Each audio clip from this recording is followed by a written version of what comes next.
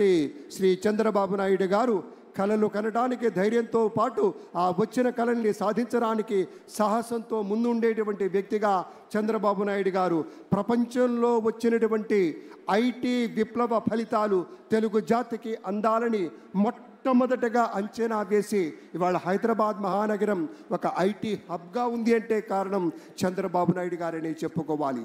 అలాగే ఆయన ఒక మహాస్వాప్నికుడు ఆకలి లేని దేశాన్ని కలలు కంటాడు. కేవలం ఉన్నత స్థితికి వెళ్ళాలి, నేను సంపాదించుకోవాలి, నేను ఎదగాలన్నది కాదు. ఆకలి లేని దేశాన్ని చూడాలి, ఆకలి లేని దేశాన్ని కలలు కనాలి. చినుకు రాలితే విత్తనమై మట్టి గుండెల్లో దూరి మొక్కై తనువంతా విచ్చుకొని మహావృక్షంగా ఎదిగి రేపటి రోజుకు కావలసినటువంటి విత్తనాలను కూడా అందించేటువంటి రీతిలో ఎదగాలన్నదే లక్ష్యంగా ఉన్నటువంటి నేత మన ముఖ్యమంత్రిగా చంద్రబాబు నాయుడు గారు ప్రమాణ స్వీకారం చేయబోతూ ఉన్నారు. అలాగే మరి ఫారినర్ గవర్నర్ ఆఫ్ తెలంగాణ ఇటీవల రాజకీయ రంగ ప్రవేశం కూడా చేసినటువంటి డాక్టర్ తమిళసై సౌందరరాజన్ గారికి సవినయంగా స్వాగతం పలుకుతున్నాం. మేడం గారికి చాలా ప్రత్యేకమైనటువంటి స్వాగతం అమ్మ. డాక్టర్ తమిళసై సౌందరరాజన్ గారు తెలంగాణ రాష్ట్రంలో గవర్నర్గా ఉన్నా కూడా మన మీద కూడా అవ్యాజమైనటువంటి అనురాగం, ప్రేమ, వాత్సల్యం, కరుణ ఉన్నటువంటి తల్లి, ఆ తల్లికి స్వాగతం పలుకుతూ ఉన్నాం. అలాగే ఇప్పుడే చెప్పుకున్నాం, ముఖ్యమంత్రి గారు కాబోతున్నటువంటి 4వ మారు ముఖ్యమంత్రిగా ప్రమాణ స్వీకారం చేయబోతున్నటువంటి శ్రీ నారా చంద్రబాబు నాయుడు గారి గురించి. ఆకలి తీర్చే కూడవుతాడు మన చంద్రబాబు నాయుడు గారు. అలు పెరగరి నాగలిగా మారి దుక్కి దున్ని అన్నం పెడతాడు. అందుకే కించిత్ అతిశయోక్తి అయినా కూడా ఆయన శివుడు, అందుకే ఆయన భవుడు, అందుకే జన మనోహరుడు.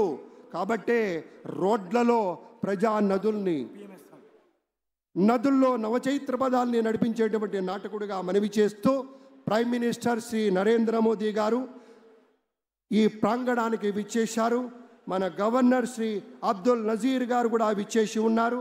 కాబోయే ముఖ్యమంత్రి వర్యులు శ్రీ చంద్రబాబు నాయుడు గారు అందరూ కలిసి ఒక్క 2 నిమిషాల వ్యవధిలో, సరిగ్గా 2 నిమిషాల వ్యవధిలో ఈ ప్రాంగణానికి విచ్చేస్తారు. వారి రావడంతోనే మీకు మనవి చేస్తాం.